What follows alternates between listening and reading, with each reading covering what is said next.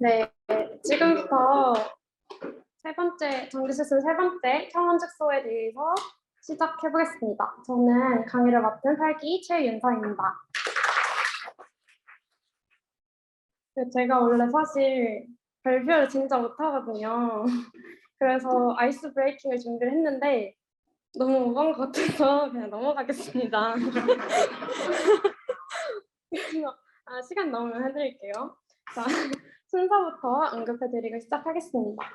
네, 먼저 앞서 정규 세션에서 배웠던 내용들을 간단하게 리뷰를 하고 그 아이들이랑 차원 축소 방법론들과는 어떤 차이가 있는지 그리고 차원 축소가 왜 필요한지에 대해서 설명을 먼저 드리고자 하고요.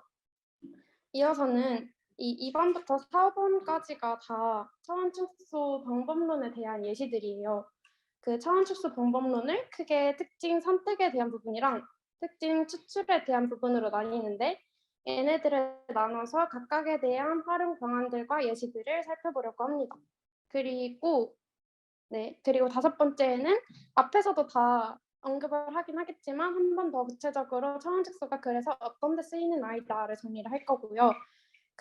사실 여기까지는 시간이 돼서 할 수 있을지 모르겠는데 저희 조에서 저번에 프리윌린이랑 같이 한 데이터 같이 했던 거에서 기억력 했던 거에서 PCA를 활용했던 예시가 있어서 이렇게도 차원 축소가 실질적으로 쓰이는구나를 한번 소개해드리고 싶어서 가져왔습니다.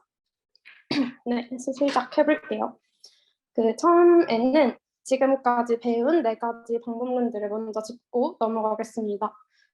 처음에 있는 리니어 리그레션은 선형 회귀 직선을 통해서 적절한 숫자를 예측해주는 아이이죠. 그리고 로지스틱 리그레션은 어떤 클래스에 속할 확률을 예측하면서 그 적절한 범주를 예측하는 아이예요. 얘는 숫자고 얘는 범주고. 자, 서포트 벡터 머신은 어떻게 동작하는 애였냐면 어떤 2개의 클래스를 가장 잘 구분해주는 분류선을 찾으면서 그 분류선을 기준으로 어느 쪽에 위치해 있는지에 따라서 범주를 예측해주는 아이였죠. 얘도 클래시피케이션 태스크가 될 거고 그 다음에 마지막으로 디시전 트리는 규칙을 베이스로 적절한 숫자 혹은 범주값을 예측해주는 아이예요. 그리고 앙상블은 여러 개의 디시전 트리를 사용함으로써 성능을 더 좋게 해주는 확장된 방법이기 때문에 동치인 걸로 사용하겠습니다. 얘네를 배웠는데 얘네들은 모두 공통적으로 y-값을 예측해주는 모델들이에요. 우리가 앞에서 본 것처럼 이게 적절한 숫자를 예측할 것인지 어떤 범주에 속할 것인지를 예측하는지는 좀 차이가 있겠지만 어쨌든 얘는 주어진 데이터를 가지고 이러한 x값들이 들어왔을 때는 어떠한 y가 결과로 나오는 게 적절한가를 예측하는 다른 말로는 슈퍼바이스드 러닝의 예시들이라고 할 수 있죠. 네, 그래서 한마디로 지금까지 다뤘던 모든 방법론들의 목적은 어떤 데이터가 주어졌을 때 입력 변수를 보고 y를 어떻게 하면 더 잘 예측할 수 있을까, 어떻게 하면 더 합리적인 y값을 예측하고 있을까에 대한 이 과정에 대한 방법론들을 다루는 거라고 볼 수 있습니다. 그러면 이제 본격적으로 차원 축소를 다뤄보겠습니다. 차원이란 뭐냐면 차원이란 우리가 학습에 사용하는 데이터의 입력 변수의 개수를 차원이라고 해요. 입력 변수랑 같은 의미로 쓰이는 말이 x의 개수 혹은 특징의 개수, 독립 변수의 개수 다 같은 말이겠죠. 제가 설명하다가 계속 말 바꿔서 할 수도 있어서 미리 말씀드리고요. 그리고 그러면 이러한 차원을 축소한다는 의미는 학습에 사용하는 입력 변수의 수를 줄여서 학습을 하고자 하는 것입니다. 근데 왜 우리는 학습에 쓰이는 이런 입력 변수의 개수를 줄여야 할까요? 우리가 지금까지는 그냥 x1부터 p까지의 데이터가 있으면 이 y를 예측하기 위해서 이 f에 해당되는 게 얘네들이겠죠? 얘네들을 썼었는데 왜 우리는 굳이 한 번 더 얘네들을 더 낮은 차원으로 t라고 쓸게요. t1부터 tp-까지로 축소를 해서 사용을 해야 되느냐. 그 이유는 뭐냐면 한마디로 말하면 차원의 저주 때문에 차원 축소가 필요해요. 차원의 저주란 입력 변수가 너무 많게 되면 발생하는 여러 문제점들을 통틀어서 차원의 저주라고 말합니다. 하나하나 짚어서 설명해 드릴게요. 첫 번째로는 차원이 높아짐에 따라서 과적합 혹은 다중공존성이 발생할 위험이 높아지게 되고 이로 인해 모형의 성능이 떨어질 수 있다는 문제점이 있어요. 우리가 데이터를 선호하는 형태가 어떻게 생긴 데이터가 좋은 애냐면 이게 n 곱하기 p 데이터라고 할게요. 이 n은 데이터의 개수를 의미하는 애고요. p는 x의 개수, 다 같은 의미라고 했죠. 특성의 개수, 독립변수의 개수예요. 컬럼이 얘네가 지금 뭐 x1부터 xp까지로 채워져 있을 거고 걔네들이 각각 어떤 값을 갖는지 n개의 데이터들이 여기 포함되어 있겠죠. 우리가 선호하는 데이터는 어떤 분석을 할 때 선호하는 데이터는 n은 매우 크고 p는 좀 작은 데이터를 사용하길 원해요. 왜냐하면 이렇게 세로로 긴 데이터여야 성능이 더 좋은 모델을 만들 수 있기 때문이죠. 근데 하지만 현실에서는 예를 들어 센서 데이터를 측정했다든지 이러면 특성이 어마어마하게 많아지는 문제들이 발생을 해요. 이 특성이 상당히 많은 데이터를 만나게 되면 이 데이터의 개수가 P가 늘어남에 따라 더 많이 필요하겠죠. 더 기하급수적으로 많이 필요할 거예요. 성능이 좋은 모델을 만들기 위해서. 근데 그런 게 현실에 불가능하니까 그러면은 이 차원을 줄여보자 해서 차원이 나온 거고요. 그게 첫 번째 이유고요. 이렇게 많을수록 중복되거나 쓸데없는 입력 변수가 들어갈 확률이 높기 때문에 성능을 저하시킬 수 있다라는 문제가 있고 그리고 간단하게 생각해보면 입력 변수가 많을수록 학습 속도가 저하되겠죠. 이것도 하나의 문제라고 볼 수 있고요. 자, 그리고 세 번째로 차원이 많아지면 우리가 고차원에 놓여있는 데이터일수록 데이터에 대한 직관적인 이해가 어려워요.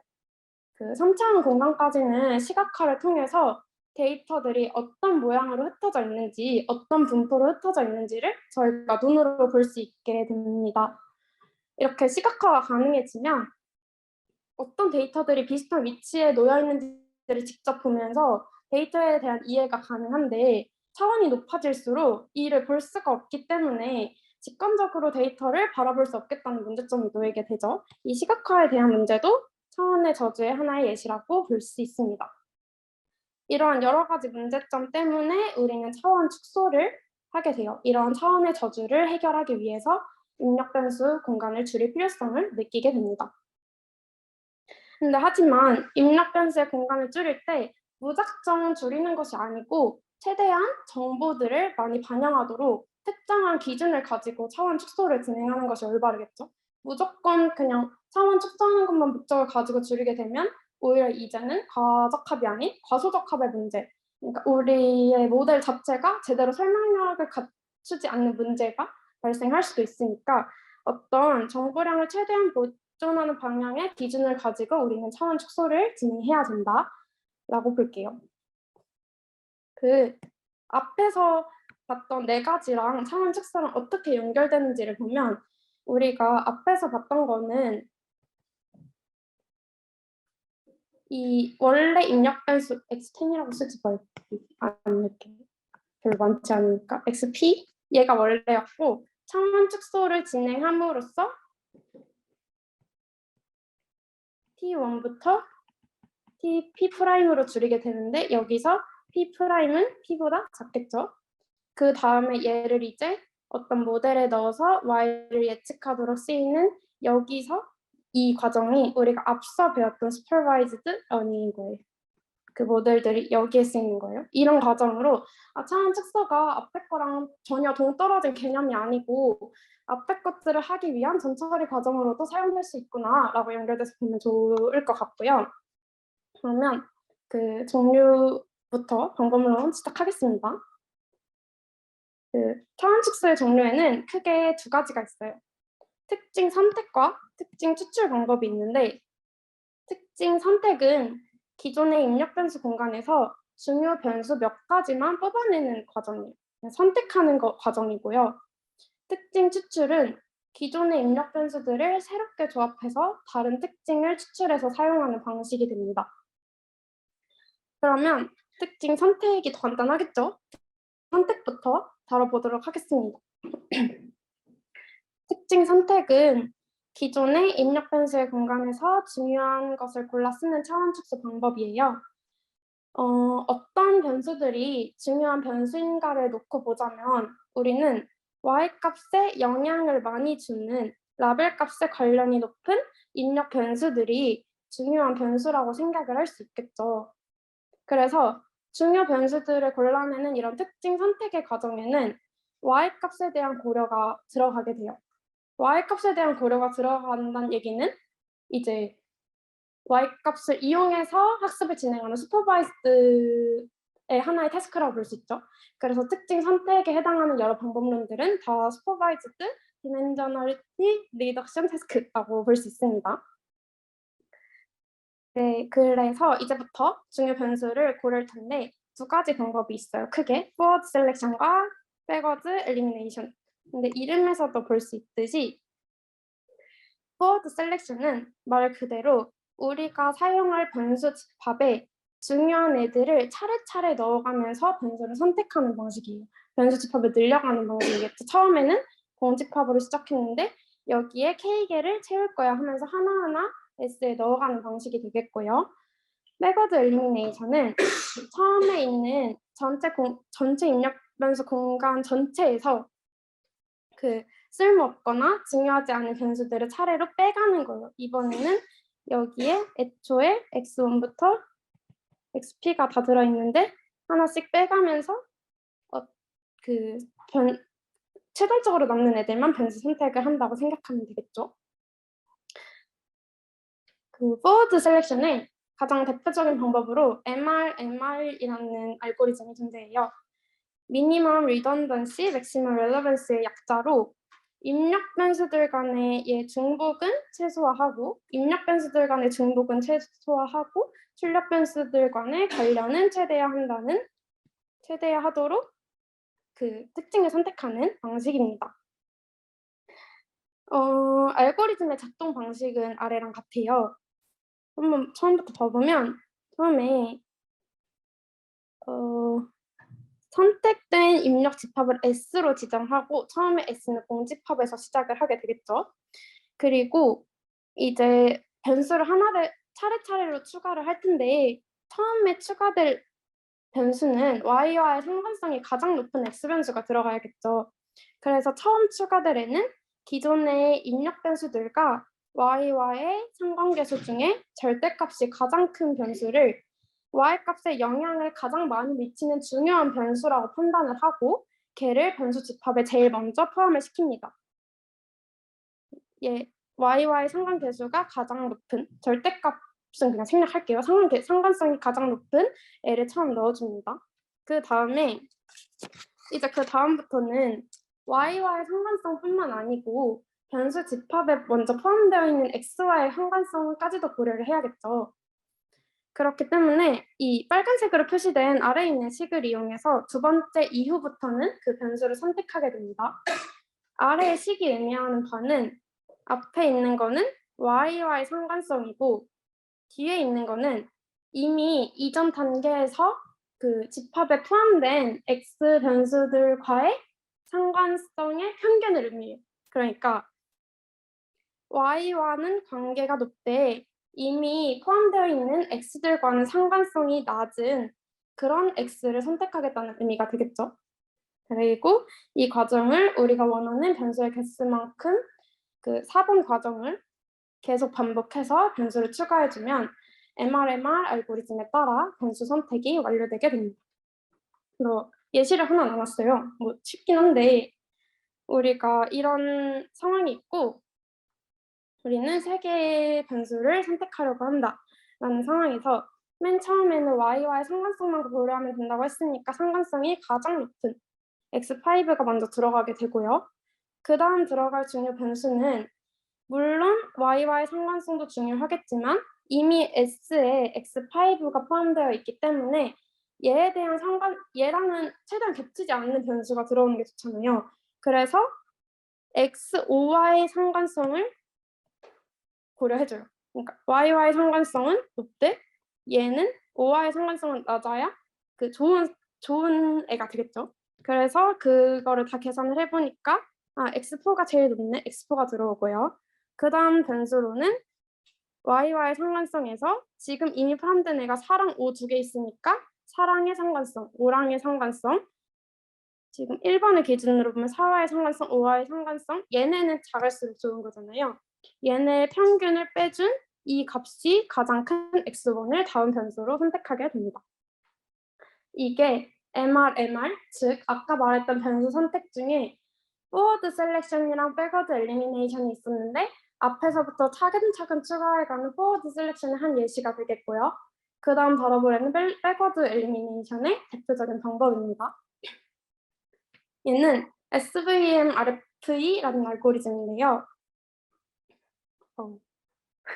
그 서포트 벡터 머신 리커시브 피처 엘리미네이션 약자로 서포트 벡터 머신을 반복해서 활용해서 쓸모없는 변수들을 제거해가는 과정이라고 생각하시면 됩니다.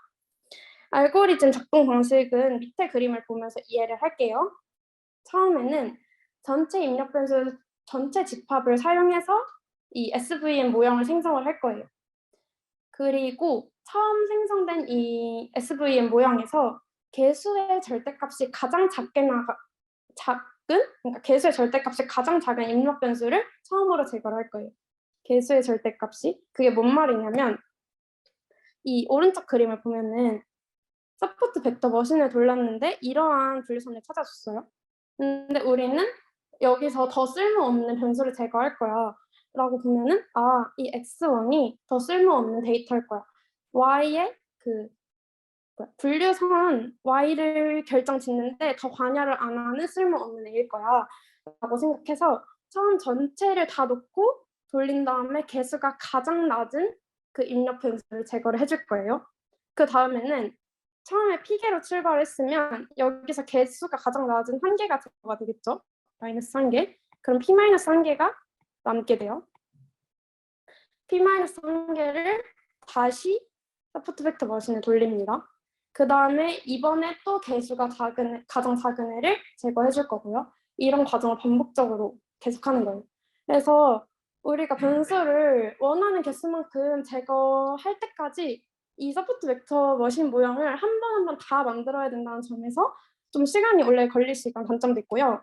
그리고 아까 MR에서는 XY 상관성도 고려를 해줬는데 즉 남아있는 x들 간의 중복은 거의 없도록 설계를 해줬는데 얘는 y와의 상관성만 고려해주고 있기 때문에 그 다중공선성을 반영하지 않는다는 단점도 가지고 있습니다. 근데 좀 중요한 장점은 그 서포트 벡터 머신이 우리 저번 시간에 배웠을 때 비선형 서포트 벡터 머신이라고 커널 함수를 이용하면 얘를 그 고차원에서의 근 하이퍼플레인은 저차원에서 곡선의 역할을 한다고 했잖아요. 그래서 비선형적인 연관성도 고려를 해줄 수 있다는 점에서 아까 MR은 상관계수는 비선형 연관성은 포함하고 있지 않잖아요. 근데 얘는 비선형 연관성도 이런 측면에서는 고려할 수도 있겠다라는 측면에서 장점도 가지고 있습니다. 그리고 리찌 라쏘 배운 건데 얘는 뭐였냐면 선형 직선이 가적합되는 것을 막기 위해서 필요 없거나 겹치는 입력 변수의 회귀 개수를 0으로 축소시켜주는 아이들이었죠. 근데 회귀 개수가 0에 가깝게 축소된다는 의미는 모델을 만드는 과정에서 해당 입력 변수의 영향력들을 거의 고려하지 않는다는 의미고 이거를 다른 말로 바꿔보면 그러한 입력 변수들은 제거되었다고 생각을 할 수 있겠죠.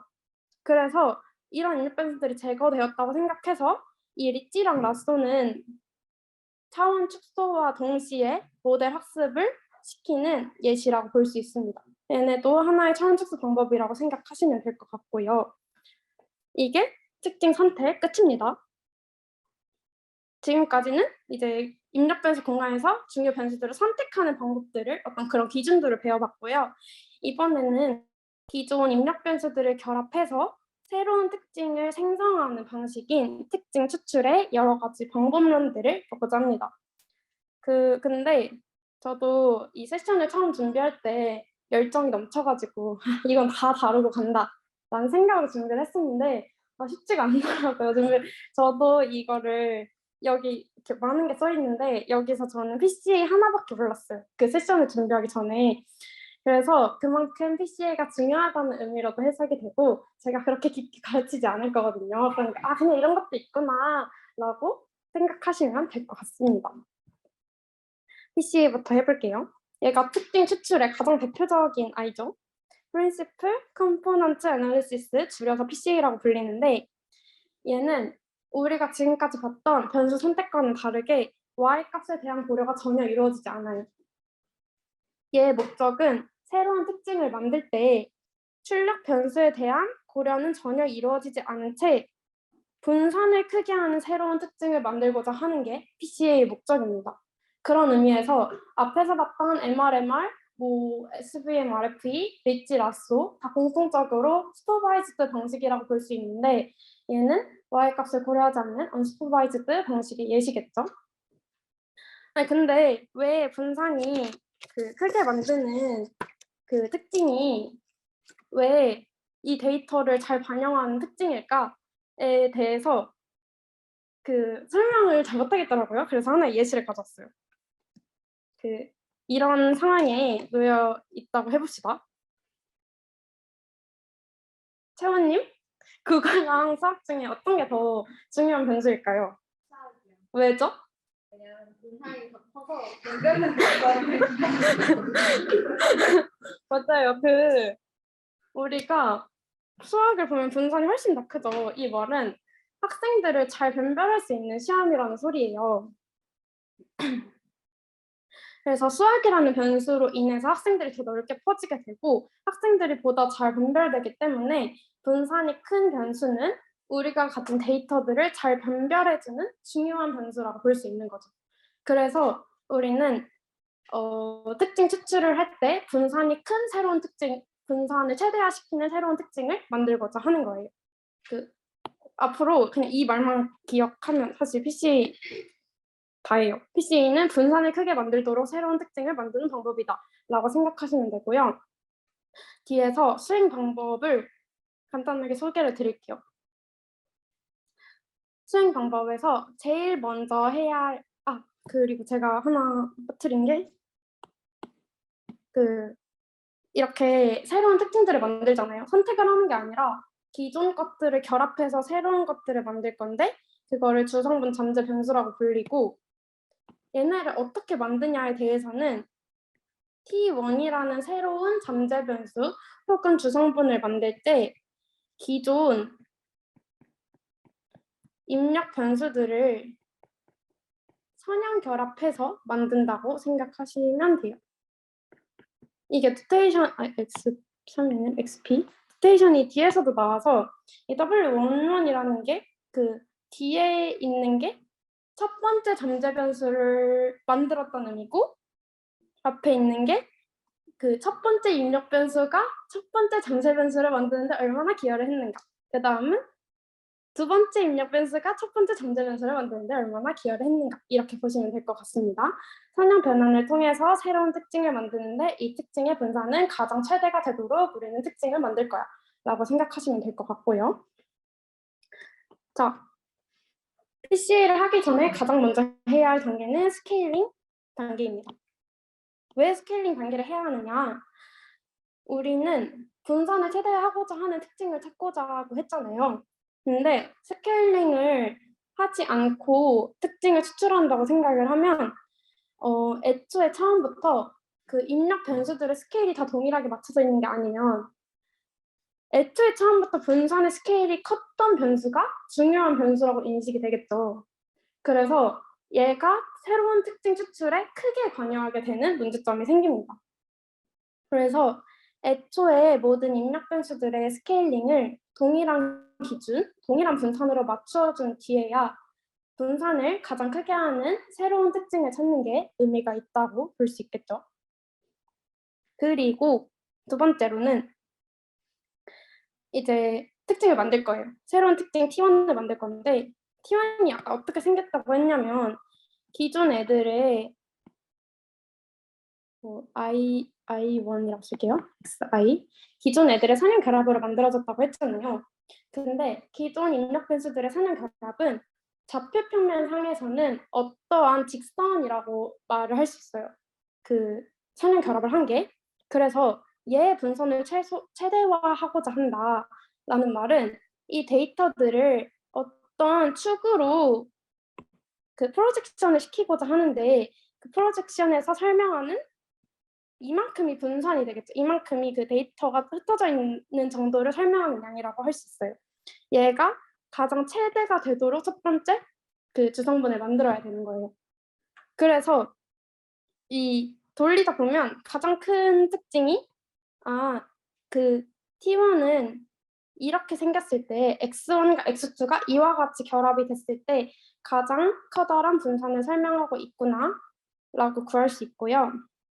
그 다음에는 다음 단계에서는 뒤이어서 축을 찾을 때는 그 첫 번째 축이랑 수직인 축 중에서 분산이 가장 큰 축을 찾게 돼요. 이게 첫 번째 축 방향으로는 이미 그만큼 분산의 설명이 다 끝났죠. 그래서 그거랑 관여하지 않고 수직인 방향 중에서 분산이 가장 큰 축을 두 번째 특징으로 사용하게 됩니다. 근데 제가 가지고 온 그림에서는 얘가 2차원이잖아요. 그러면은 첫 번째 주성분, 그 분산을 가장 크게 하는 첫 번째 특징이 만들어지면 두 번째 특징은 자동으로 결정이 되게 돼요. 근데 3차원이라고 생각을 해봅시다. 3차원이면 분산을 가장 크게 하는 어떤 한 축이 만들어져도 걔랑 수직인 축이 두 개 존재하겠죠. 이쪽이랑 뭐 이쪽으로. 그러면 걔네 둘 중에 더 분산이 크게 되는 특징이 두 번째 특징이 될 거고 나머지가 세 번째 특징이 될 거예요. 그렇게 2차원에서면 특징이 두 개 만들어지고 3차원에서면 특징이 세 개 만들어지고 P차원이면 특징이 P개 만들어지겠죠. 근데 이렇게 새로운 특징을 만들어 그래 알겠는데 그 P개였는데 P개로 갔어. 이게 왜 차원 축소냐를 먼저 볼게요. 수행 결과를 먼저 볼게요. 수행 결과를 먼저 보면 우리가 결국 PCA를 통해서 얻어낸 게 처음에는 X1부터 XP라는 원래 입력 변수 공간에서 T1부터 TP라는 잠재 변수를 뽑아낸 건데 처음과 뒤랑 달라진 점이 새로 만들어진 우리 잠재 변수는 첫 번째 특징부터 첫 번째 주성분부터 분산이 가장 크다는 특징을 가지고 있어요. 다른 말로 말하면 첫 번째 특징부터 순차적으로 분산이 작아지고 있다는 의미겠죠. 첫 번째 만들어낸 특징이 가장 잘 설명하는 특징이 될 거니까 이 맨 뒤에 만들어지는 이런 애들은 얘가 지금 앞에서부터 1번부터 주성분을 쭉 나열한 거고 그 분산 설명 정도에 대한 표시거든요. 뒤에 만들어지는 이런 주성분들은 사실 거의 설명력이 없어요. 거의 설명력이 없으니까 얘네들은 고려하지 않아도 된다는 의미가 되겠죠. 그래서 우리가 PCA 수행 결과로 하면 P개의 수직인 주성분을 얻게 되는 건 맞는데 그 중에서 뒤에 이만큼에 대한 거는 제거를 해도 되기 때문에 우리가 제거를 해도 그렇게 커다란 정보량을 손실하지 않기 때문에 제거를 하면 이것이 즉 차원 축소라고 생각하시면 될 것 같습니다. 그리고 그러면은 몇 개를 제거해야 되느냐에 대한 이슈도 있어요. 이슈도 있는데 그냥 우리가 밑에 있는 거는 첫 번째 주성분부터 쭉 분산을 나열한 거고요. 위에 있는 그림은 그 분산들을 누적한 거예요. 여기 써 있나? 여기 써 있네요. Cumulative Proportion of Variance Explained라고 써 있고 그러면은 우리가 밑에 그림을 보고 한 이 정도부터는 설명 안 해도 될 것 같아 하면 큰 차원 축소를 해도 되는 거고요. 그거는 어쨌든 사용자가 결정하기 나름인 거고요.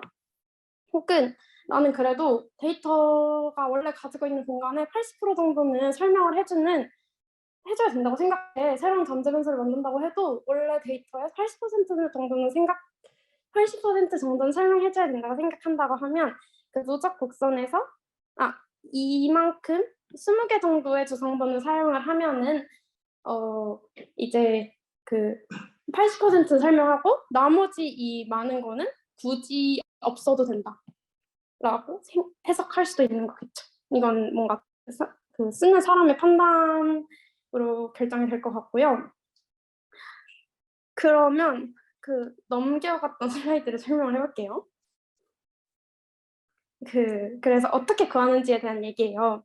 우리가 가장 먼저 스케일링을 한다고 했고, 그 다음 두 번째로 분산을 가장 크게 하는 축을 탐색한다고 했고, 다음부터 축을 탐색하는 방식엔 수직인 축 중에서 분산이 큰 아이들을 신체적으로 탐색한다고 생각을 하시면 되는데, 얘를 이거 있잖아요. 그냥 말로 써져 있는 걸 수식으로 푼 거거든요.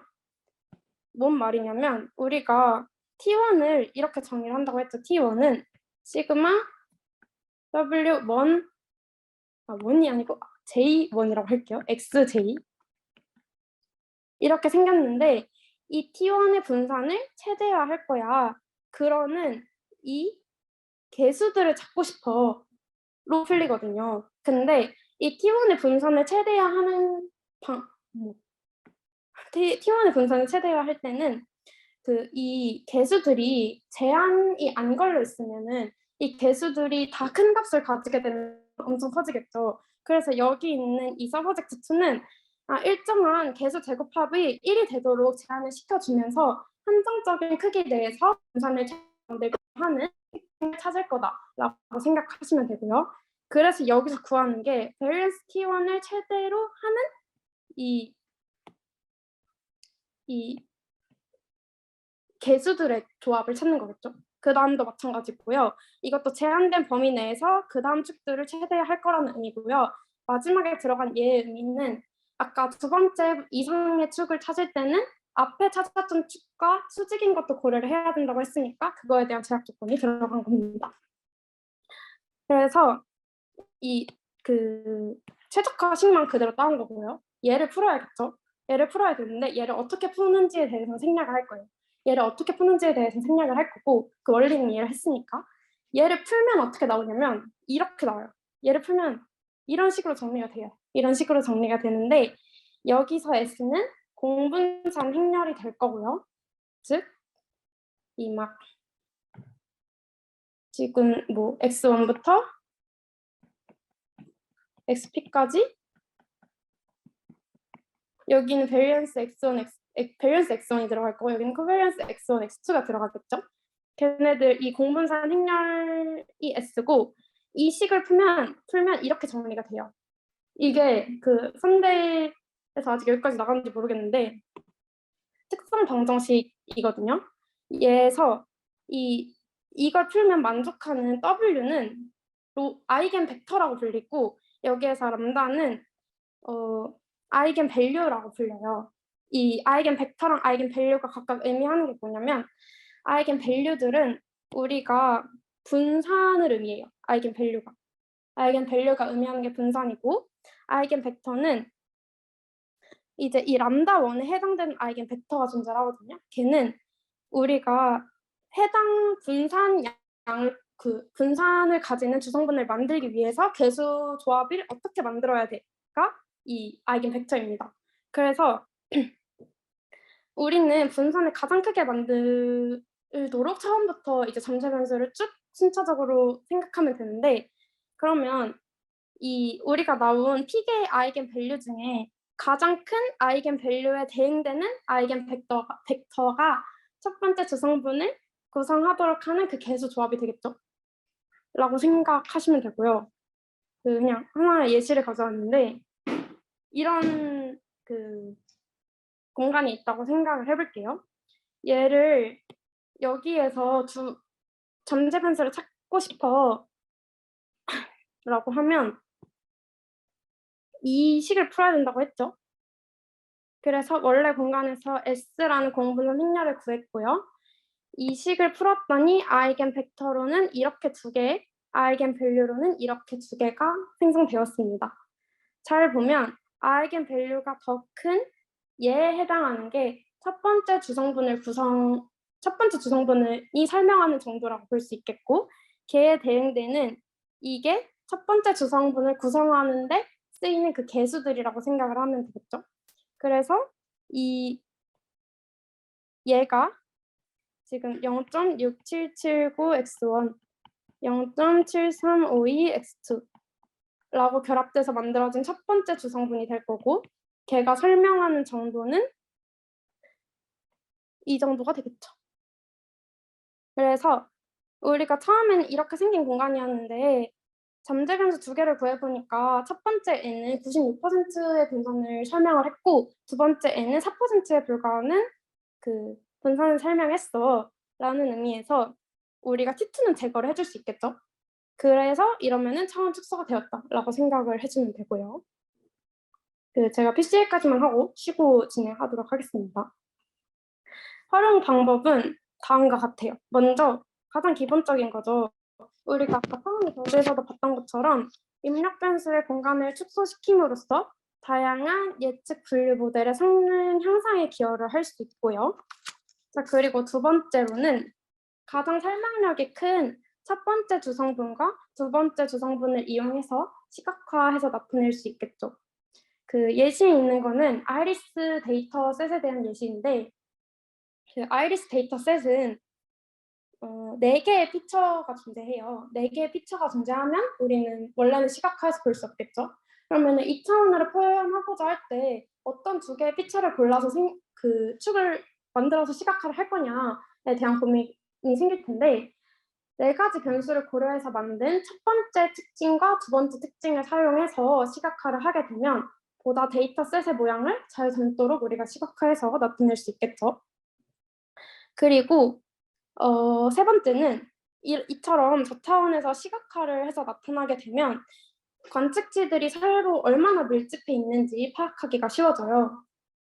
고차원에서의 거리를 측정하면 고차원에서는 가까이 위치한 객체들도 거리가 멀어지게 되는 문제점이 발생을 하는데 오히려 저차원으로 플로팅해 놓은 이후에 클러스터 분석을 진행하게 되면 비슷한 객체들끼리 군집화가 보다 잘 이루어지는 장점도 가지고 있습니다. 그리고 네 번째는 조금 관점이 달라요. 이게 PCA를 저희가 시행을 하게 되면 데이터를 더 잘 설명하는 새로운 특징을 만들어서 성능도 높이고 잘 시각화를 하는데도 도움이 돼요. 근데 사실 이 새로 만들어진 특징들은 기존 입력 변수들의 조합으로 새롭게 만들어진 애들이기 때문에 얘가 의미하는 게 그래서 정확하게 뭔데 이 특징이 어떤 의미를 갖는데를 파악하기는 쉽지 않아요. 그래서 이런 조합으로 만들어진 잠재 변수이기 때문에 성능 향상에는 도움이 되더라도 의미 해석에는 난관을 겪을 수도 있겠죠. 이러한 경우에는 다음의 방법을 이용해서 중요한 입력 변수들을 파악해 볼 수 있습니다. PCA의 첫 번째가 가장 설명력이 높은 주성분일 거고요. 두 번째가 그 다음으로 설명력이 높은 주성분일 텐데 이 첫 번째 주성분과 두 번째 주성분 공간 상에 원 입력 변수의 이 개수들을 플러팅을 해볼게요. 우리가 이 T1이 첫 번째 입력 변수, 얘가 T1 축이고 얘가 T2 축이에요. 이랬을 때 X1은 T1을 구성할 때 이만큼 기여를 했고 X1은 T2를 구성할 때는 이만큼 기여를 했어를 여기다가 찍어보는 거예요. 이렇게. 그러면 이 개수들이 원점에서 멀리 떨어져 있을수록 우리가 그 새로운 잠재 변수들을 구성하는데 더 큰 영향을 다라고 생각할 수 있겠죠. 그래서 한마디로 이렇게 첫 번째 주성분과 두 번째 추성분 위로 플러팅 해봤을 때 원점에서 멀리 떨어져 있는 입력 변수일수록 주성분을 만드는데 커다란 기여를 한 입력 변수라는 의미이고 이러면 중요 변수를 확인할 수 있겠죠. 이 새로운 특징에 대해서 해석을 할 수 없어도 원래 이 특징을 만드는데 어떤 게 중요하게 작용했는지 이렇게 보면 알아볼 수 있어요. 그리고 다섯 번째도 조금 다른 관점인데 PCA가 이성치 탐지에도 이용이 된다고 해요. PCA를 통해서 차원 축소를 한 뒤에 그걸 다시 원차원으로 돌려놓았을 때 처음에 원래 데이터와 값이 크게 나오는 그런 데이터 객체일 경우에는 해당 데이터가 이 차원 축소를 할 때 그 특징을 많이 반영하지 못하는 데이터인 이상치가 될 확률이 높다는 의미로 쓰이기도 한답니다. 네, 여기까지가 PCA 활용이었고요. 10분 쉬었다가 8시 5분부터 MDS부터 이어나가도록 하겠습니다. 이어서 할게요. 지금까지 배운 것들 한 번만 짧게 언급을 해드리겠습니다. 차원 축소는 크게 두 가지로 나뉘고 피처 셀렉션과 피처 익스트랙션이 있는데 피처 셀렉션의 방법에서 우리가 배운 것들은 MRMR, SVMRFE 좀 더 나아가서 이거까지라고 할 수 있나 하면 리치라소 그리고 피처 익스트랙션에서 우리가 지금까지 배운 PCA 근데 PCA는 뭐였냐 새로운 특징들을 만들 건데 그 특징들이 기존에 퍼져 있는 데이터에 흩어져 있는 정도 그 분산을 가장 크게 반영하도록 하는 그 특징들을 만들어내겠다가 PCA였고요. 지금부터 그 다음으로 빠르게 해야겠네요. 그 다차원 착도법 멀티-디멘전al 스케일링 줄여서 MDS라고 쓰이는 방법을 설명하도록 하겠습니다. 이 MDS가 하고자 하는 바는 뭐냐? 이 MDS는 어떤 P차원 공간상에 데이터가 놓여 있을 때 두 데이터 포인트 사이의 거리가 저차원 공간에서도 그 페어와이즈한 거리가 저차원에서도 잘 보존되도록 매핑을 하는 방법입니다. 이 MDS는 어떻게 수행되냐면 먼저 두 객체 사이에 거리 정보를 보존하도록 매핑하는 것이기 때문에 모든 객체들 사이에 거리 정보를 담고 있는 디스턴스 매트릭스가 필요하게 되겠죠. 근데 원래부터 이 디스턴스 매트릭스가 주어져 있으면 상관이 없는데 우리가 보통 접하는 데이터 형태는 이 왼쪽 데이터 형태와 같아요. P차원에 놓여 있는 n개의 객체들에 대한 좌표가 주어져 있는 형태일 때는 이 디스턴스 매트릭스를 구해서 사용하면 됩니다. 이 디스턴스 매트릭스는 이 다이아고널한 부분은 나와 나 사이의 거리니까 0이 될 거고요. i와 j 사이의 거리와 j와 i 사이의 거리는 같을 거니까 시메트릭한 형태로 나오겠죠. 그리고 두 번째로 이 디스턴스 매트릭스를 구했다면 이 행렬에 채워져 있는 정보들이 저 차원에서도 그대로 유지되도록 만들어 주어야 합니다. 이게 원래는 두 번째 스텝에서 이 디스턴스 매트릭스를 얘로 이너 프로덕트 매트릭스라는 걸 구하고 얘를 구해야 그 다음 저 차원에서는 어떻게 매핑될 것인가 하는 좌표 체계를 구할 수가 있어요. 근데 얘를 생략을 할 거예요. 그냥 얘를 생략을 할 거고요. 어떻게만 생각을 하면 되냐면 두 번째 스텝에서 거리 정보를 잘 유지하는 저차원의 공간을 구할 건데 바로 구하는 게 아니고 중간 단계에 거쳐서 저차원으로 매핑하고 있다고 생각하시면 될 것 같습니다. 바로 이전에 배웠던 PCA와 MDS를 비교해서 한번 봐볼게요. 둘 다 공통적으로 Y라벨을 고려하지 않는 unsupervised 차원 축소 방법이죠. 한마디로 Y라벨은 고려하지 않은 채 X 변수들만으로 새로운 특징을 만들어내는 방법들입니다. 둘 다 동일하게 unsupervised라고 생각을 할 수 있고요. 자, 근데 얘네가 그냥 어떻게 생각하면 되냐면 각각 무엇을 보존하도록 저차원으로 보내고 싶냐 이게 달라서 다른 방법이 된 거거든요. 주성분 분석에서는 데이터의 그 전체적인 특징을 그들이 가지는 분산이라고 정의를 해요. 근데 다차원 척도법에서는 데이터의 특징이 개별적인 객체들 사이의 거리가 되는 거예요. 그러니까 여기서는 데이터의 분산을 보존하도록 하는 거고 이게 PCA가 생각한 데이터의 특성이었으니까 MDS에서는 데이터 간의 거리를 보존하도록 하는 거예요. 왜냐하면 얘가 MDS가 생각한 데이터의 특성이라고 생각하면 될 거고요. 그래서 데이터의 특성을 어떻게 정의하는지가 다르기 때문에 두 방법론에서 뭘 보존하고자 하는지 작동 방식이 다르다고 생각하시면 될 것 같습니다. 그리고 이 데이터 인풋은 좀 부수적인 얘기인데 그 분산이 많이 보존되도록 만드는 PCA는 데이터가 P차원 공간에 존재하는 n개의 객체들 정보가 인풋으로 들어갈 거고요. 다만 그 MDS는 거리를 보존한다고 했잖아요. 그러면 인풋으로는 그 로우 데이터 그 자체가 아니라 n개의 객체들 사이에 n 곱하기 n 디스턴스 매트릭스가 인풋으로 들어가게 되겠죠.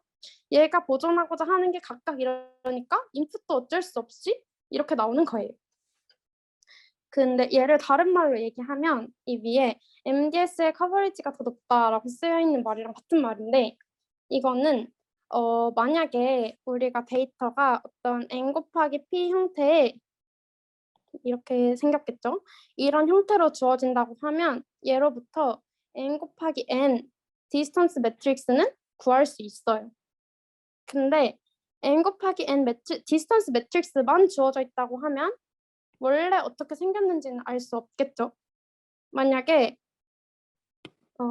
이렇게 주어졌으면 어떤 걸 사용할까? 어떤 걸 사용해야 내가 하고자 하는 데이터에 맞을지를 우리가 판단해서 적절한 걸 사용할 수 있는데, n 곱하기 n 형태로 주어져 있을 경우에는 로우 데이터로 돌릴 수 없기 때문에 MDS만 가능하기 때문에 MDS가 더 커버리지가 높다라고 얘기를 할 수 있는 게 되겠습니다.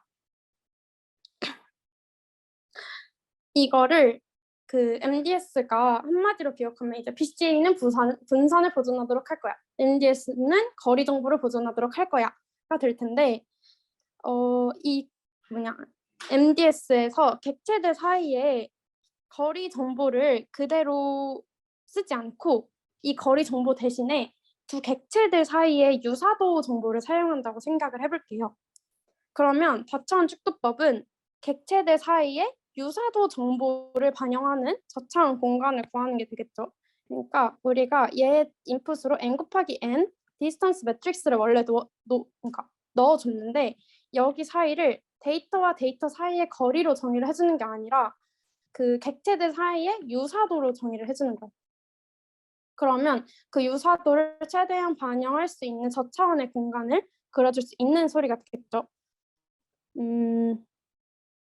예를 들어서 그 워드2백으로 단어들을 벡터로 인베딩을 했어요. 인베딩을 했고 이 단어들 간의 유사도를 잘 반영하도록 시각화를 하고 싶을 경우가 있잖아요.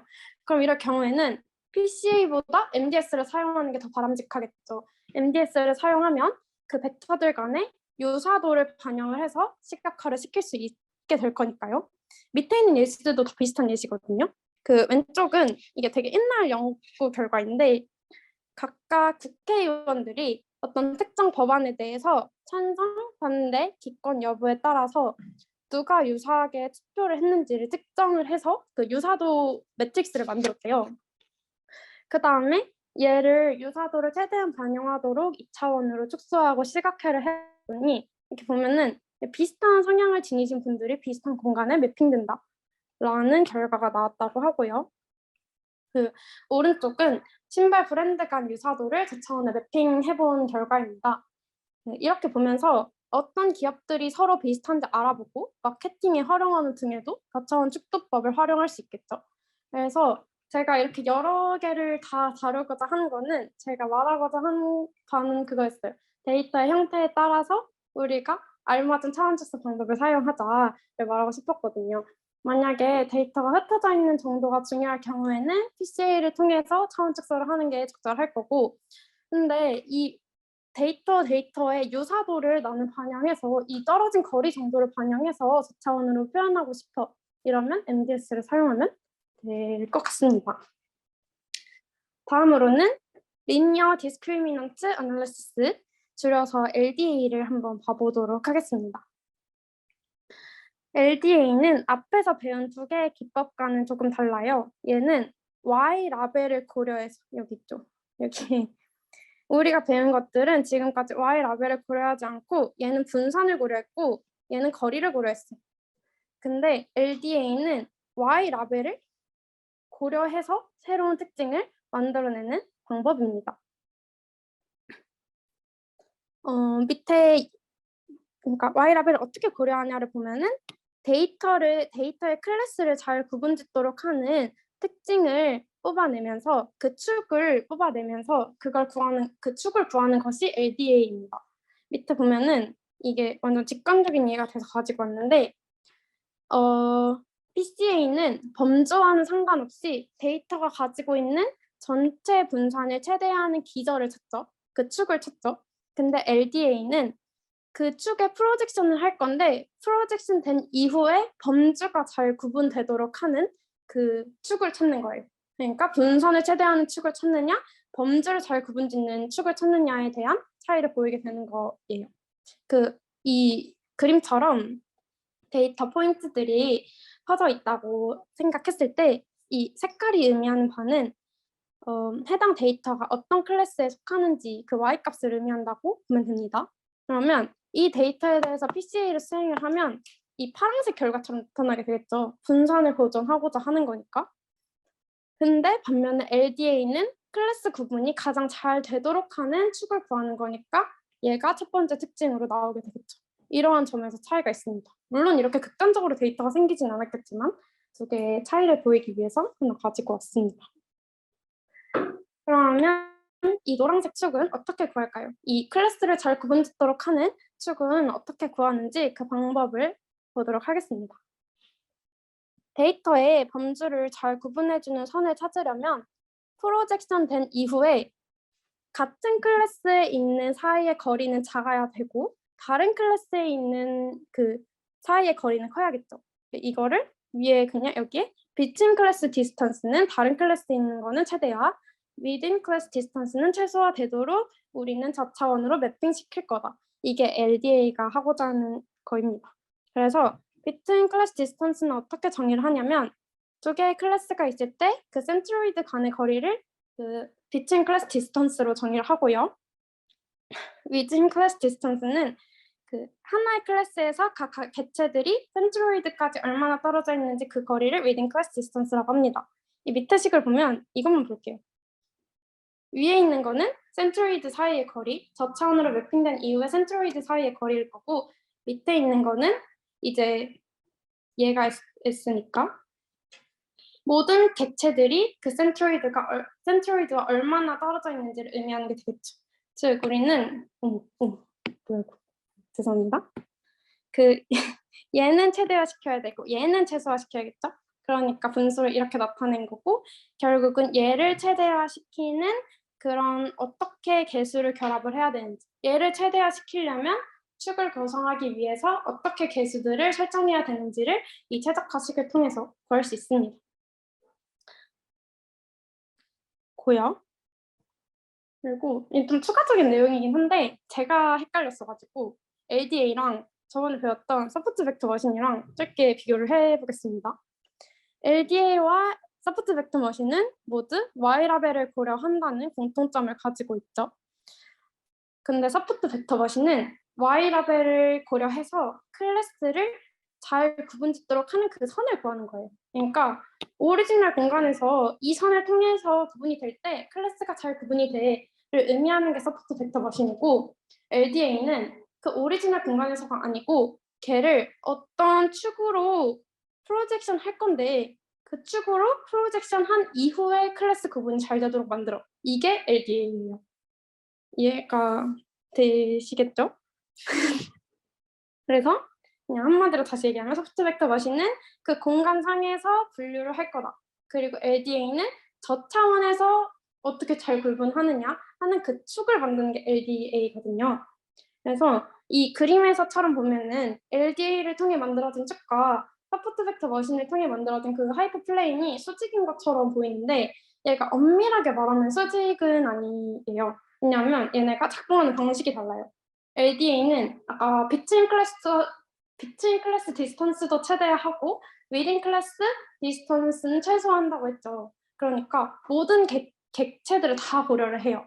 근데 우리가 서포트 벡터 머신이 어떻게 작동하는지를 생각을 해보면 걔는 그 분류선 하이퍼플레인 근처에 있는 애들만 고려해서 그 하이퍼플레인이 만들어지기 때문에 얘네가 이렇게 수직처럼 보이지만 엄밀하게 얘는 항상 수직인가에 대해서는 아니라는 말이죠. 그렇습니다. 그리고 LDA 활용도 이제 그냥 활용 부분 다 똑같아요. 선택수 활용 부분은 전처리를 해서 성능 향상을 시킬 수 있다. 모의 차원에서 시각화를 할 수 있다.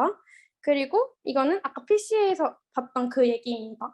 LDA를 통해 만들어진 축이 클래스를 잘 구분짓도록 만들어진 축일 텐데 그 클래스를 잘 구분짓도록 만들어주는 원래 입력 변수에서 중요한 애들은 뭘까를 보기 위해서 이처럼 만들어진 그 잠재 변수라고 해야 되나? 그러니까 LDA를 통해 만들어진 두 특성을 축으로 잡고 원래 입력 변수들을 찍어주면 멀리 떨어져 있는 애들이 아까는 그거였어요. PC에서는 분산을 최대화하도록 특징을 찾을 때 중요하게 작동하는 입력 변수. 근데 LDA에서는 클래스를 구분 지으려고 할 때 중요하게 작동하는 입력 변수로 해석이 되겠죠. 같은 방법이어도. 라고 보시면 되고요. 그럼 이제 여기 세 개수. 선형 결합. 그 입력 변수들이 선형적으로 결합해서 특징을 생성을 하려고 해. 근데 PCA는 분산을 최대화하도록 선형적으로 결합을 하는 거고 NDS는 거리를 보존하려고 선형적으로 결합하는 거고 LDA는 범주를 잘 구분하도록 선형적으로 결합을 하는 거다라고 보시면 될 것 같고요. 이제부터 입력 변수를 비선형적으로 결합을 해서 특징을 생성하는 방법을 보도록 하겠습니다. 근데 사실 지금까지 배운 것만으로도 충분할 것 같은데 왜 굳이 비선형적인 결합을 해서 특징을 추출하는 게 의미가 있느냐를 보면 우리가 만약에 데이터가 기하학적으로 어떤 모양을 가지고 분포돼 있을 수도 있잖아요. 데이터를 플로팅 해봤는데 이런 모양으로 분포를 했어요. 물론 얘는 고차원이 아니지만 그랬을 때 우리가 이렇게 데이터가 어떤 모양을 가지고 분포를 하게 되면 선형 차원 축소를 통해서는 이 모양을 제대로 반영을 할 수가 없게 되겠죠. 그래서 그 비선형 차원 축소를 통해서 비슷하게 모양을 구성하고 있는 애들이 비슷한 위치에 매핑되도록 만들 수 있다는 점에서 비선형 차원 축소도 가지고 왔습니다. 얘를 비선형 차원 축소를 다른 말로 매니폴드 러닝이라고도 부르고요. 같은 말이에요. 그게 아까 데이터가 어떤 모양을 가지고 퍼져 있을 때라고 말했는데 그걸 조금 어려운 말로 하면 어떤 고차원 데이터에서 그 데이터들이 어떤 서브스페이스를 가지고 분포를 할 때 그러니까 그 데이터들이 어떤 모양을 가지고 분포를 할 때는 비선형적인 특징을 고려를 해줘야 된다라는 같은 말이에요. 그냥 내용이 그 말이 어려워서 이렇게 된 거고요. 처음부터 해봅시다. 자, 그 KPCA는 커널을 사용해서 주성분 분석을 하는 A예요. 커널이란 애는 그 서포트 벡터 머신 할 때 나왔었죠. 서포트 벡터 머신에서 하나의 분류선으로 데이터를 분류할 수 없는 경우 저희는 고차원으로 보낸 이후에 분류한다면 하나의 하이퍼플레인으로 분류할 수 있다는 걸 배웠습니다. 이렇게 고차원 상에서 그어진 하이퍼플레인을 내려다보면 곡선인 거겠죠. 저차원에서 내려다보면 이 커널이라는 애는 고차원으로 보낸 효과를 만들어주는 아이라고 생각하면 될 거고요.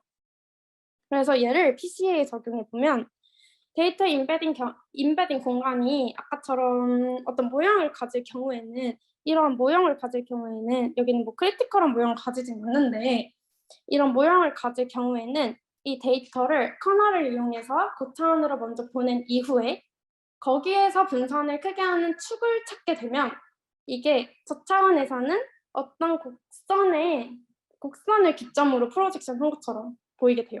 사실 저도 잘 이해는 안 되더라고요. 좀 어렵더라고요. 근데 어쨌든 이 파이라는 게 고차원으로 보냈다는 뜻이거든요. 이 데이터들을 고차원으로 보냈고 걔네를 선형 결합해서 어떤 특징을 만들 건데 이 특징은 분산을 최대화하도록 할 거야는 PCA랑 똑같아요. 단지 커널을 사용해서 고차원에 보낸 듯한 효과를 줬기 때문에 비선형적인 특징을 반영할 수 있다라고 생각해보면 될 거고요. 뒤에는 몇 가지 예시들이에요. 얘가 커널 함수를 사용하면 뭐 어떤 게 제일 잘 매핑했다라고는 뭐 각자가 판단하기 나름이겠지만 비슷한 모양을 가지고 분포한 애들이 비슷한 위치에 매핑되었다는 점에서는 KPCA를 통한 비선형 차원 추출이 더 적절하다고 해석할 수 있겠죠. 근데 여기서 KPCA를 하려면 데이터의 종류에 따라서 어떠한 커널 함수를 쓸 것인가 혹은 커널 함수를 쓰더라도 거기에 들어간 하이퍼 파라미터를 어떻게 설정해 주냐에 따라서 데이터가 잘 될 수도 있고 완전 이상하게 될 수도 있잖아요. 근데 이거는 우리가 알 수가 없기 때문에 어떻게 해야 더 잘 축소되는지 알 수가 없기 때문에 여러 가지 시행착오를 겪어보면서 잘 설명해주는 커널 함수와 하이퍼 파라미터를 찾아야 한다는 한계도 가지고 있습니다. KFDA도 마찬가지예요. 얘는 뭐예요? 여기서 PC를 커널 함수를 통해서 비선형 매핑을 할 수 있던 것처럼 LDA를 커널 함수를 이용한 게 KFDA예요. 그 A가 그 아날라시스인데 어떤 데에서는 쓰고 어떤 데에서는 안 쓰더라고요. 그래서 저도 어떤 데는 있고 어떤 데는 없어요. 그래서 얘도 커널 함수를 이용해서 고차원에서 클래스를 잘 구분짓도록 하는 그 축을 구할 거다. 걔를 저차원에서 보면은 얘가 비선형 매핑된 것처럼 곡선으로 구분해주는 것처럼 보인다 라는 말이 될 거예요. 얘는 여기까지 넘어가겠습니다. 지금 배운 게 얘랑 얘 배웠고 이번에는 아이소맵에 대해 배울 거예요. 아이소맵은 근데 이번엔 뭐냐면 MDS의 확장판이에요. MDS를 비선형적인 공간에 어떻게 활용할까를 생각한 방법이 아이소맵이라고 생각하면 될 것 같습니다. MDS가 아까 뭐였냐면 데이터 포인트 간의 거리를 잘 유지하도록 하는 그 저차원의 공간을 찾겠다가 MDS였어요. 근데 이 거리를 아까는 유클리디안 거리를 그냥 사용했는데 우리가 비선형적으로 데이터가 분포해 있는 경우에는 데이터가 어떤 모양을 가지고 분포한 경우에는 유클리디안 거리를 사용해서 디스턴스 매트릭스를 구하는 게 적절하지 않을 수도 있어요. 그에 대한 예시가 이 밑에 있는 예시거든요. 우리가 얘를 MDS를 하려고 해 라고 보면 이 A와 B 포인트 사이의 거리는 얘를 보존하도록 저차원을 만들 거야. 얘를 보존하도록 하는 저차원 공간을 만들 거야가 되는데 이 실선으로 이루어진 이 유클리디안 거리는 데이터가 이와 같이 분포할 때는 실질적인 거리라고 얘기를 할 수가 없어요.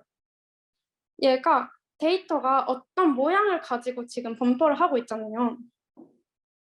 그러면 여기서 실질적인 거리는 A와 B 사이의 유클리디안 거리가 아니고 이 데이터의 모양을 이 롤을 펼쳐서 구한 어떤 거리가 이 데이터의 전체적인 구조를 반영하는 더 실질적인 거리라고 생각을 할 수 있게 되는 거죠.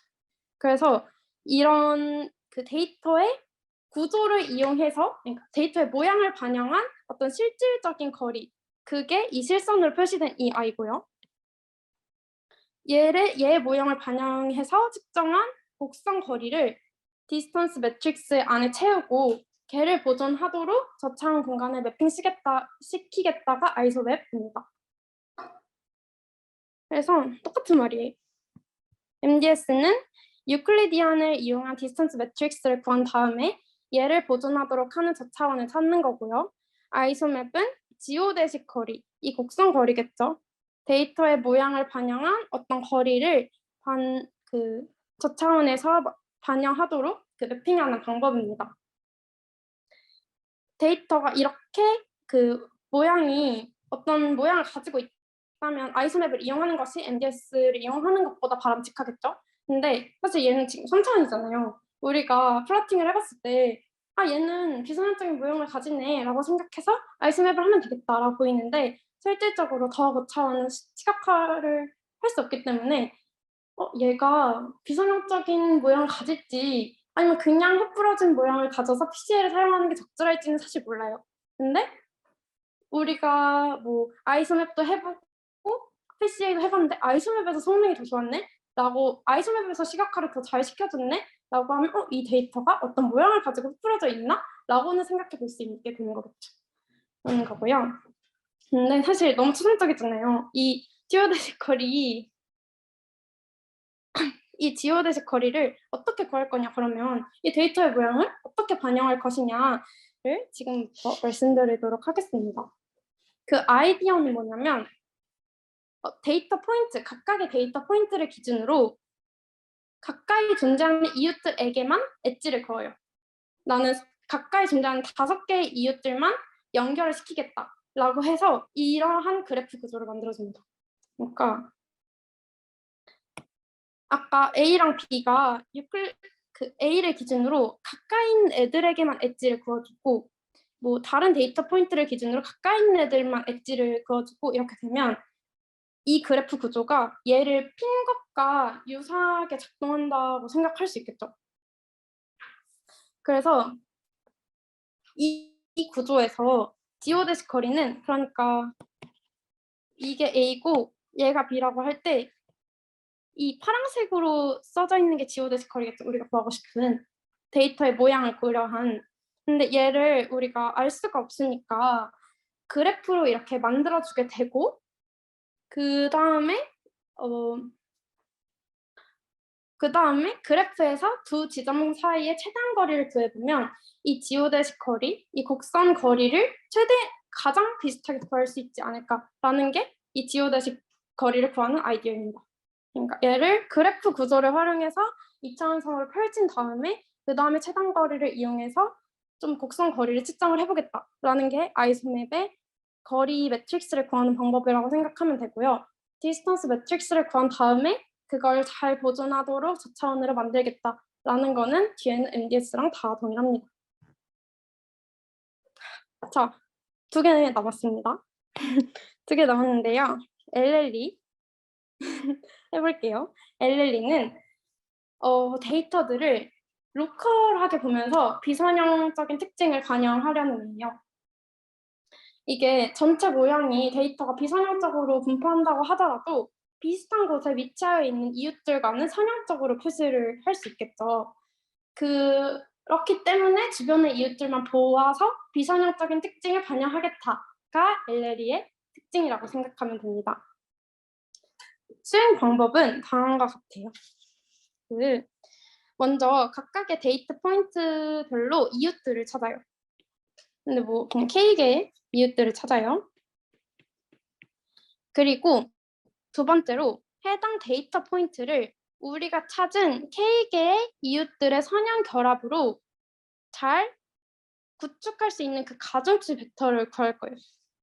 이게 뭔 말이냐면 어떤 데이터 포인트가 있어요. 얘가 뭐 모양을 가지고 분포하겠지만 이 주변에 있는 K개의 이웃들에 대해서는 선형적으로 표현을 할 수 있겠죠.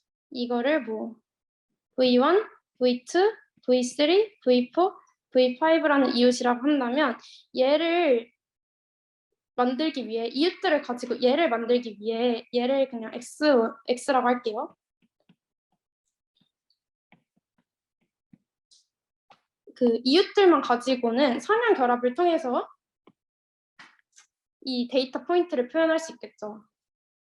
그러면 최대한 이웃들이 해당 데이터 포인트를 잘 설명할 수 있도록 그 가중치들을 찾아줄 수 있게 돼요.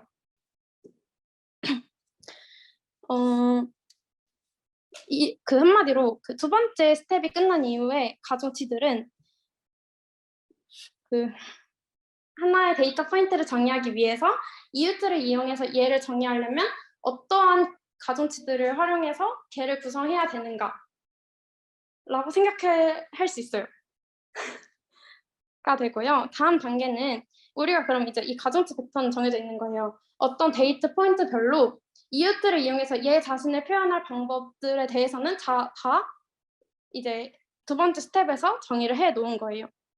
그리고 다음 단계는 2번째 단계에서 우리가 정한 가중치 벡터가 이미 정해져 있는 이웃들 간의 관계를 표시해주는 가중치 벡터가 잘 유지되도록 하는 저차원 좌표계를 구하는 작업이 됩니다. 고차원에서 자기 자신을 설명해준 이웃들의 가중치가 저차원에서도 그 가중치가 그대로 보존되도록 하는 좌표계를 구해주는 게 이 3번째 단계가 돼요. LLE는 다 정리해서 그냥 한마디로 얘기를 해볼게요. K개의 이웃들 간의 관계가 고차원에서 어떻게 나타난지를 먼저 구해요. 그 가중치들로 먼저 구하고 이 이웃들과의 이 관계가 최대한 유지되도록 저차원 공간을 찾는 거라고 생각하면 됩니다. 마지막으로 TSN이 설명을 할게요. TSN이 이웃들 간의 관계를 고려해서 고차원에서 가까이에 있었던 이들은 저차원에서도 가까이에 대응되도록 만들고 고차원에서 멀리 있던 애들은 저차원에서도 멀리 대응되도록 만드는 차원 축소 방법입니다. 엘렐리도 아까 이웃들을 이용해서 그 이웃들 간의 관계를 잘 보존하도록 하는 저차원의 좌표계를 찾았었죠. 이 TSN이도 마찬가지예요. 이웃들과의 관계를 이용해서 그거를 잘 보존하도록 하는 저차원을 찾을 건데 이웃을 정의하는 방법에 있어서 차이가 있는 거예요. 아까는 K개의 이웃을 결정적으로 사용을 했죠. 근데 여기에서는 모든 데이터 포인트를 확률적인 이웃이라고 보고 모든 데이터 포인트는 이웃으로 뽑힐 확률이 아주 적게라도 존재하면 이걸 보면 설명해 드릴게요. 얘가 i의 이웃으로 j를 뽑을 확률에 대한 건데요. 얘는 가우시안 분포를 사용해서 가까이에 위치할수록 이웃으로 뽑힐 확률이 높게 되며 멀리 위치할수록 이웃으로 뽑힐 확률이 아주 떨어지게 돼요. 그래도 아까는 무조건 가까이에 있는 K개만 이웃으로 정의하고 걔들과의 관계만 고려할 거야 이거였는데 지금은 그게 아니고 가까이 있는 애들이 이웃으로 뽑힐 확률이 더 높긴 하지만 멀리 있는 애들도 이웃이 될 수 있잖아? 그 확률적인 관계를 모두 고려를 해줄 거야가 TSNE입니다. 그러니까 TSNE에서는 이 확률 분포로 정의한 그 디터미니스틱하게 정의한 게 아니고 스토캐스틱하게 정의한 이웃들이 저 차원에서도 그대로 이 확률 분포가 그대로 나타나도록 하는 게 목적이 되는 거예요. 그래서 하나하나 해볼게요. SNE부터 나아가야 되거든요. SNE는 앞에서 말한 그대로예요. 고차원에서 i의 이웃으로 j를 뽑을 확률과 저차원에서 i의 이웃으로 j를 뽑을 이 확률을 비슷하도록 만드는 게 SN이고요. 그 다음에 D에서 등장한 개념이 Symmetric SN이라는 건데 SNE에서는 i의 이웃으로 j가 선택될 확률과 j의 이웃으로 i가 선택될 확률이 다르게 정의되었었죠. 그리고 이 다르게 정의된 Pi 바 J랑 Pj 바 I가 잘 반영되도록 하는 것이 그냥 SN이에요. 근데 이 I와 J 사이 확률의 방향성을 없애고 그 하나의 페어 와이즈한 확률로 정의를 해줌으로써 그냥 정의만 달라진 거죠. 얘를 저차원에서도 잘 매핑되도록 할 거다. 이게 시메트릭 SN이고요. 마지막으로 TSN이는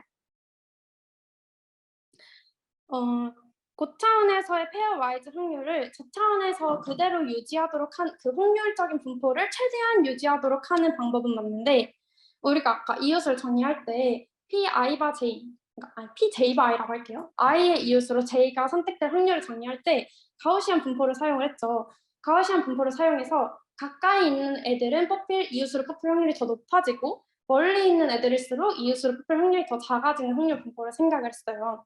근데 이렇게 되면 문제가 하나 존재한대요. 가우시안 분포를 사용하면은 이웃으로 선택될 확률이 어떤 일정 범위를 벗어나게 되면은 꼬리가 너무 얇아지게 된다 해야 되나? 얇아지게 돼서 멀리 떨어지면 떨어질수록 그 확률을 그냥 0에 가깝게 반영을 한대요. 그러면 일정 범위를 넘어서 더 있는 데이터 포인트들은 그 이웃으로 선택될 확률을 차등적으로 반영을 하는 게 아니라 다 비슷하게 엄청 작은 0에 가까운 값으로 반영을 하게 된대요. 그래서 이 멀리 떨어져도 꼬리를 두텁게 만들어서 이 확률에서의 차이를 주기 위해서 이웃으로 뽑힐 확률의 차이를 주기 위해서 자유도가 1인 T분포를 이용하는 것뿐이에요. 그냥 모두 원리는 똑같아요. 모두 SN이, 시메트릭 SN이, TSN이 다 똑같은데 그냥 다 똑같다는 의미가 뭐냐면 고차원에서의 이웃들 간의 확률적인 분포를 저차원에서도 그대로 유지하도록 하겠다인데 여기서는 이런 문제가 조금 있어. 이래서 시메트릭하게 만들고 이런 문제가 조금 있어. 이래서 T분포를 사용하고 이게 달라진 걸 뿐입니다. 하나 더 이슈가 있죠. 그 확률을 유사하게 만든다. 그래, T분포를 사용해서 확률을 유사하게 만든다까지는 알겠어. 근데 어떻게 유사하게 만들 건데 에서 등장한 개념이 KL 디스턴스라는 개념이 등장한다고 해요. 이 KL 디스턴스가 확률 분포 간의 유사도를 측정하는 어떤 지표래요. 그래서 우리는 TSN을 통해서 고차원에서의 이웃들과의 그런 확률적인 분포와 저차원에서의 이웃들 간의 확률적인 분포를 같아지도록 저차원을 만들고 싶어. 그걸 같아지도록이라는 게 그 KL 디스턴스, 두 확률 분포가 최대한 유사하도록, 즉 KL 디스턴스가 가장 작은 값을 갖도록 이런 같은 의미가 되는 게 되겠죠. 그래서 얘네들을 유사하게 만든다는 의미는 KL 디스턴스, 두 확률 분포 사이에 얼마나 다른지를 측정하는 정도인 KL 디스턴스가 최소화되도록 만들어주는 거고요. 그게 이제 최소화되면 고차원에서의 확률 분포와 저차원에서의 그 이웃들 간의 확률 분포가 비슷해진다.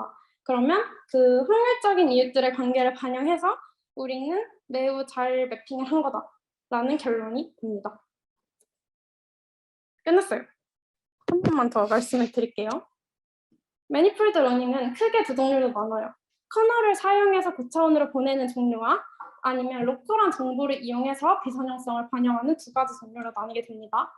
PCA는 뭐였죠? PCA는 분산을 최대화하는 거였어요. 고차원으로 보내서 고차원에서 분산을 최대화되도록 하니까 비선형성이 반영이 된 거예요. 그리고 LDA는 범주를 잘 구분시키도록 하는 축을 찾는 거였고요. 걔를 고차원으로 보내서 시행하니까 비선형성이 잘 반영이 된 거고요. 이런 방법이 있었고, 첫 번째는 그 다음에는 로컬한 정보들, 로컬한 애들끼리의 사이에는 선형적인 그 관계를 유지할 거다. 그 정보를 활용해보자 해서 비선형성을 반영한 게 아이소맵, LLE, TSN이가 있어요. 아이소맵은 로컬한 정보를 이용해서 그래프를 만듦으로써 실질적인 거리 정보를 반영하려고 한 거고요.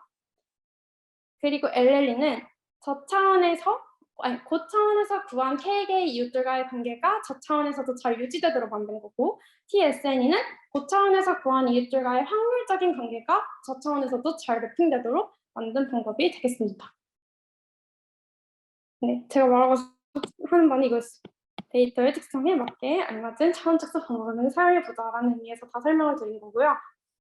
활용은 아까 말했던 거랑 똑같아요. 성능 향상에도 기여를 할 수 있고, 혹은 뭐 시각화를 잘하면 어떤 것들이 유사하게 분포하는지 알 수 있으니까 추후에 클러스터 분석에 대한 결과도 더 잘 보일 수 있겠다. 뭐 정도고요.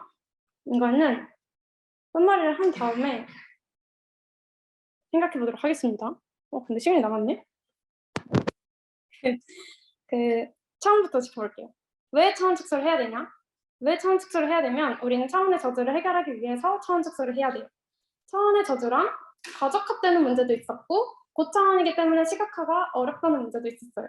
그래서 우리는 차원 축소를 해야 되고요. 얘를 통해서 우리가 앞에 배웠던 그 4가지 슈퍼바이즈드 방법들을 그 전처리로서 사용되면서 얘네 그러니까 동떨어진 개념이 아니라고 생각하셨으면 좋겠어요. 차원 축소를 통해서 우리가 차원의 저주를 해결함으로써 앞에서 배운 그 모델들의 성능을 높일 수도 있는 거니까. 그래서 우리는 차원 축소를 해야 된다가 인트로였고요. 그러면 어떠한 방법들이 존재하는가에 대해서는 피처 셀렉션과 피처 익스트랙션이 크게 두 개로 나누어서 존재를 한다. 피처 셀렉션은 그냥 원래 입력 변수 공간에서 중요한 애들을 택해서 걔네만 입력 변수로 쓸 거다라는 애들이 있고, 피처 익스트랙션은 원래 있는 입력 변수들을 어떻게 잘 새롭게 조합을 해서 특징을 만들어서 쓸 거다라는 A입니다. 피처 셀렉션은 MRMR, 앞에서부터 하나씩 추가해가는 애였죠. SVM-RFE 하나씩 제거해가는 애였고요. 리치 라수는 모델 학습과 동시에 진행되는 애였어요. 얘는 3개가 존재하고요. 비선형은 엄청나게 많은데 하나하나 가봅시다. PCA, 가장 중요한 PCA. 분산을 최대한 반영하도록 그 저차원 공간으로 매핑을 하는 방법이었고요. MDS는 하나하나의 거리 정보를 잘 반영하도록 혹은 유사도 정보를 잘 반영하도록 저차원으로 매핑하는 애였어요. LDA는 클래스를 잘 구분짓도록 저차원 정보로 보내는 애였고요. 얘네를 커널을 이용해서 비선형적인 특징을 추출하는 용도로도 사용할 수 있었고요. PCA, KFD. 그 다음에 NDS에서 유클리디안 거리가 비선형적인 거리는 잘 반영하지 못해. 이래서 새로운 지오대식 거리라는 개념을 도입해서 만든 게 아이소맵입니다. 비선형적인 거리를 반영한 게 아이소맵이고요. 그 다음에 LLE와 TSNE가 있는데 LLE는 고차원에서 주변에 있는 K개의 이웃들과의 관계를 저차원으로 저차원에서도 잘 유지하도록 매핑하는 거고 TSNE는 고차원에서의 확률적인 관계를 저차원에서 잘 매핑하도록 보내는 방법이에요. 해서 이게 특징 추출의 방법들이고요. 어떻게 활용할 수 있는가? 왜 차원 촉수가 필요한가랑 같은 맥락이겠죠. 성능 향상에도 쓸 수 있고 뭐 저차원에서 시각화하는 용도로도 쓸 수 있고가 되겠습니다. 될 거고 시간이 남았으니까 일찍 끝내면 학술 부장님이 싫어하실 것 같아서 제가 그냥 혹시 시간이 남으면은 한번 그냥 편하게 말씀드려야겠다라고 해서 그 하나 예시를 가지고 왔어요. 그냥 편하게 놓고 들으시면 될 것 같습니다.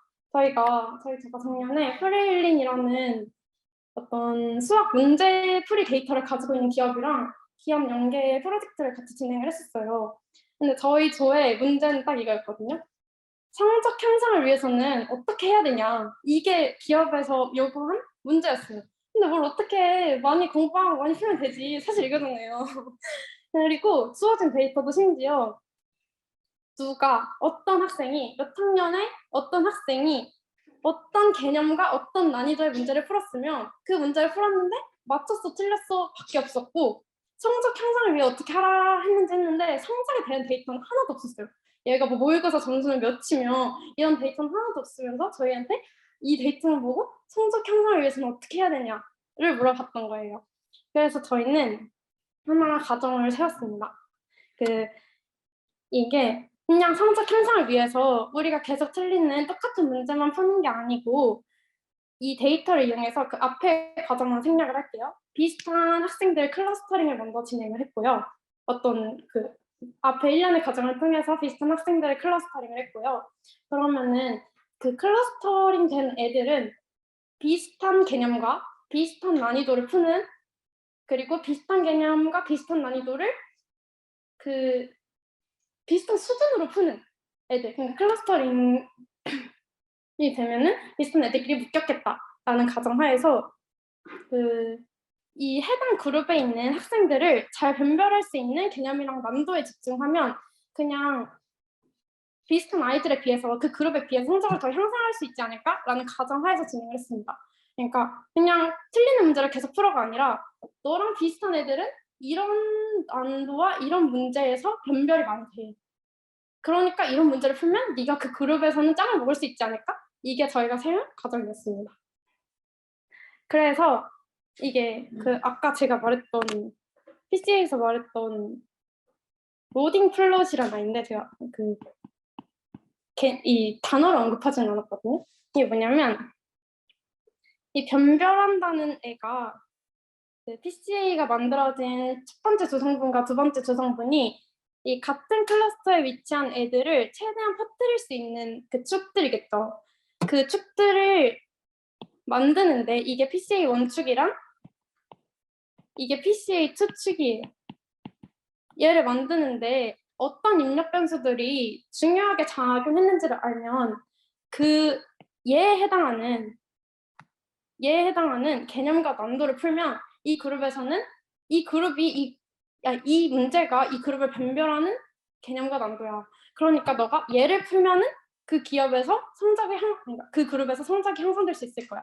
라는 가정이었습니다. 그래서 이거는 이제 기존에 있는 개념이랑 난도가 PCA 원축이랑 PCA 투축을 구성하기 위해서 어떤 개수들이 했는지 그 개수가 이거고요. 개수가 이게 되겠죠.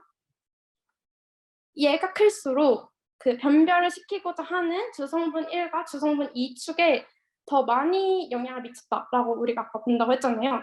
그래서 PCA1과 PCA2축을 찍어서 이렇게 좀 멀리 분포하는 개념과 난도가 뭔지 그룹별로 제시를 했어요. 그러면 너는 이 그룹에 속하니까 이 개념, 이 난도가 너네 그룹 애들이 좀 변별력이 많이 되는 문제들인 것 같아. 그러니까 너가 이 개념과 이 난이도를 풀면 그 그룹에서는 성적을 향상할 수 있을 거야. 라는 결론을 내린 게 저희 프로젝트 예시였습니다. 너무 동떨어진 얘기라고 생각할까 봐 사실 PCA가 이게 주목점은 아니거든요. 그냥 이렇게도 해석할 수 있네 정도인데 그냥 한번 넣어봤고요. 질문 있나요? 네, 질문 따로 받을게요. 그럼 뭐 슬랙이나 다른 데로 올려주세요. 실습은 제가 동영상으로 올리도록 하겠습니다. 여기까지 마치겠습니다.